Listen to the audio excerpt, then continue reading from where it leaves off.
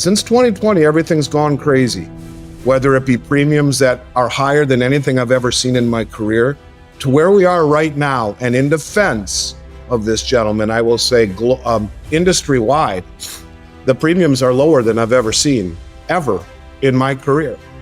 And it's not us, it's the people one step above us, the primary distributors, that are the market makers.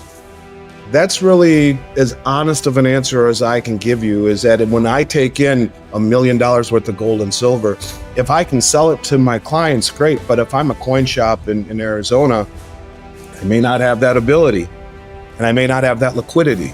So I have to turn around and sell it to a company like me or a company above me, the primary distributor, and the bid prices are going to be lower because there's so much excess supply built up because the public has been chasing profit instead of realizing what the biggest money in the world is doing, standing for physical delivery. And it's a cycle, and we're at the bottom end of the cycle now. I would expect to see premiums move much higher industry-wide as there's more awakening in the American public. We finally start to say, Robert Kiyosaki was right a long time ago.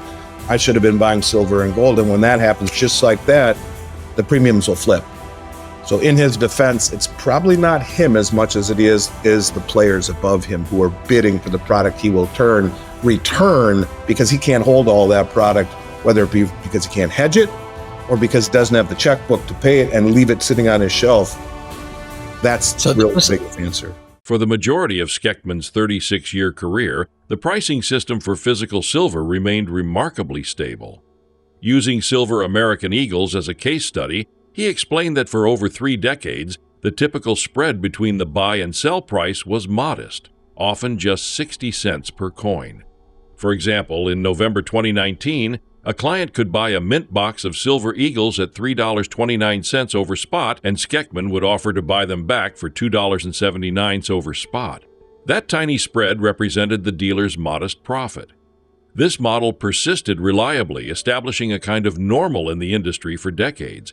But that all changed dramatically with the onset of the COVID-19 pandemic in early 2020. Demand for physical metal exploded as people fled into safe haven assets. Suddenly, that same Silver Eagle was commanding a $11 premium over spot, nearly quadruple the historical average. Schectman noted that for most of 2020 through 2023, these elevated premiums became the new norm.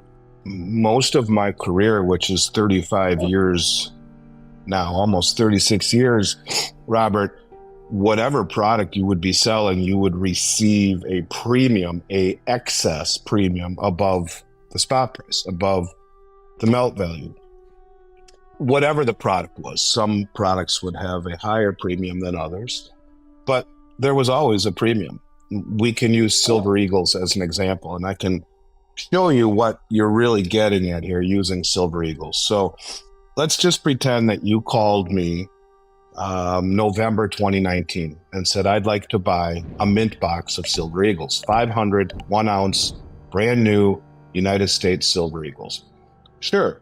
You say, Andy, what will you sell it to me for? And if I should need to sell it back, what will you buy it for? I would have said to you something like this. Now, this would have been the same answer I would have given you for pretty darn well near 30 plus years.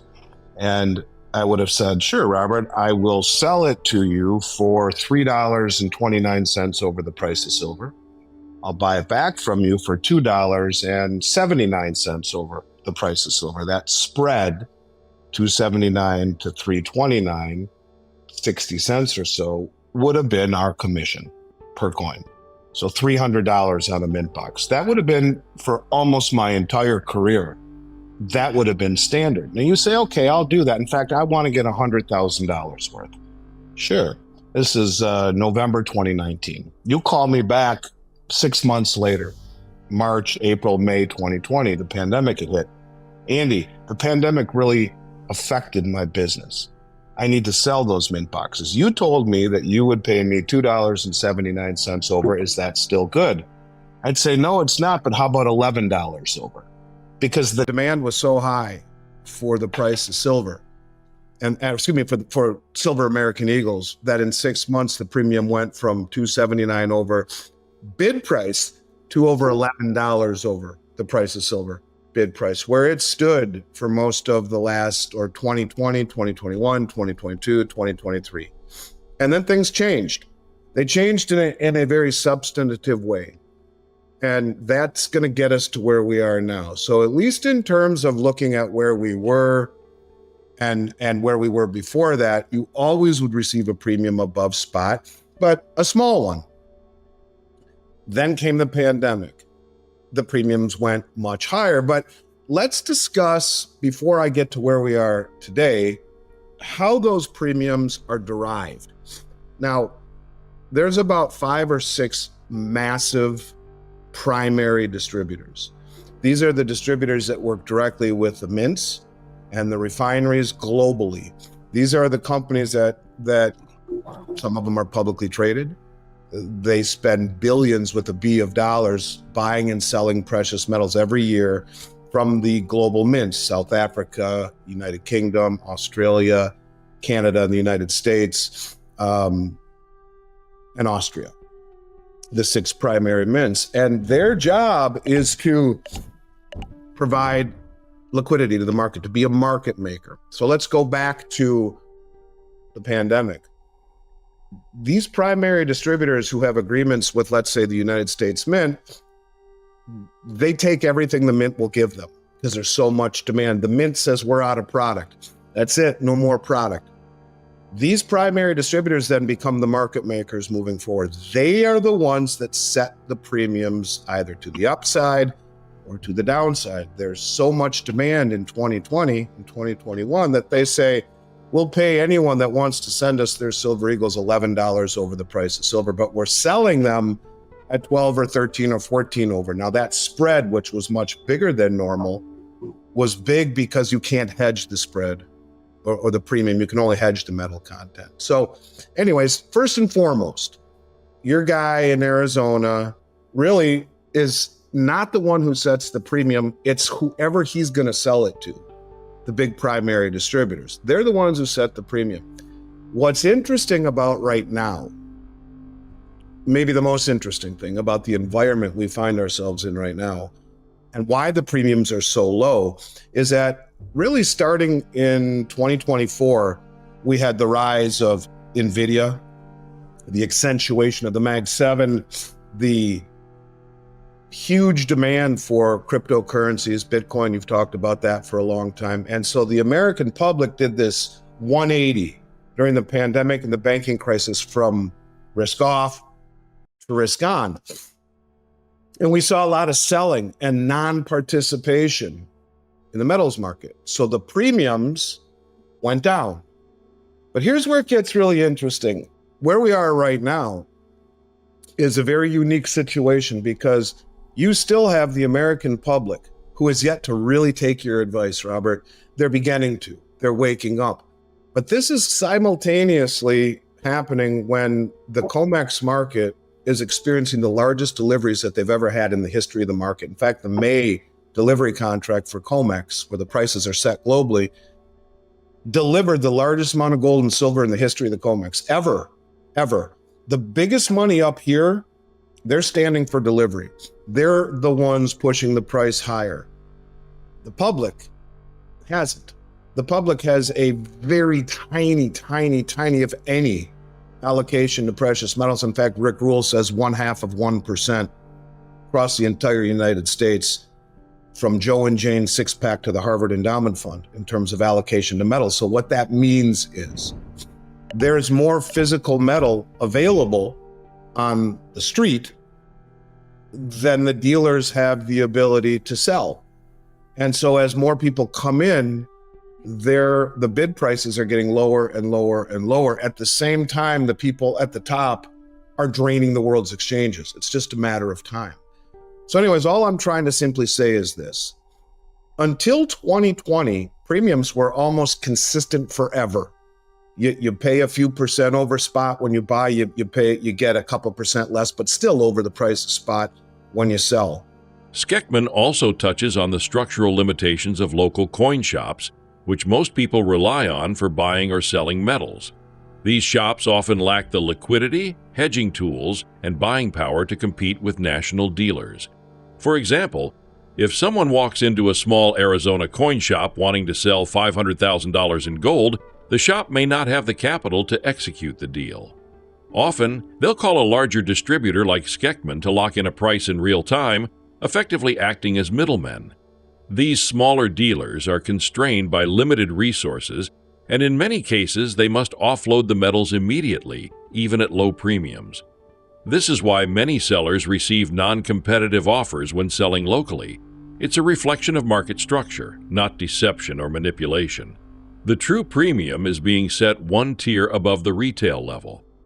Since 2020, everything's gone crazy, whether it be premiums that are higher than anything I've ever seen in my career, to where we are right now. And in defense of this gentleman, I will say industry-wide, the premiums are lower than I've ever seen, ever in my career. And it's not us, it's the people one step above us, the primary distributors, that are the market makers.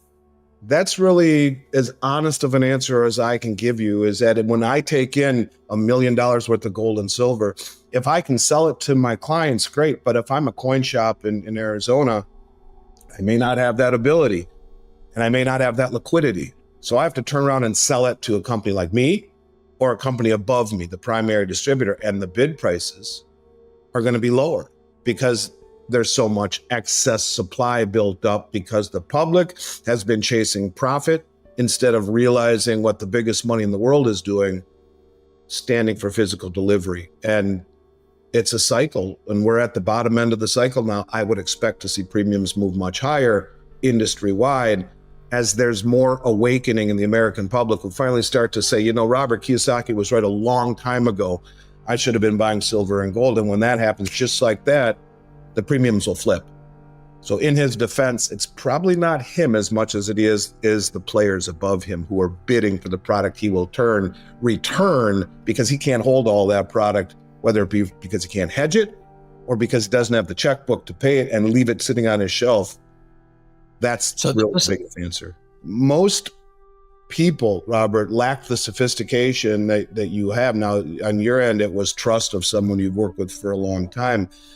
Sending it in to a dealer like me or your friend in Austin, who I know you're talking about, both good companies, takes a more effort. You have to box it up and have to ship it by FedEx and go through all that nonsense. Rather, you throw it in the back of your car and go see your buddy down the street.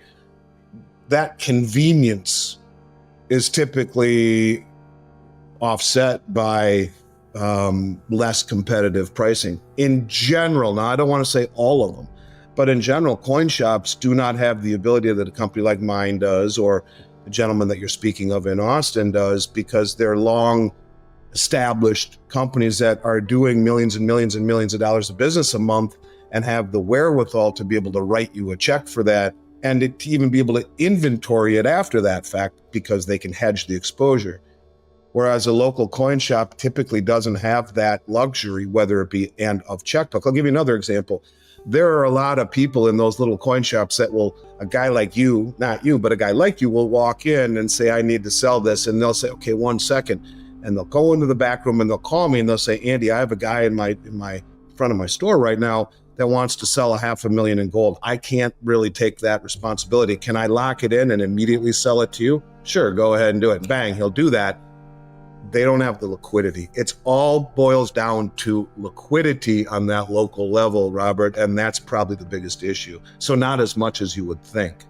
Andy Schectman offers a rare, unfiltered look into the opaque world of physical precious metals, where premiums are dictated not by retail buyers or local dealers, but by the invisible hand of institutional players and global supply chains. He warns that while today's premiums are unusually low, it won't last forever.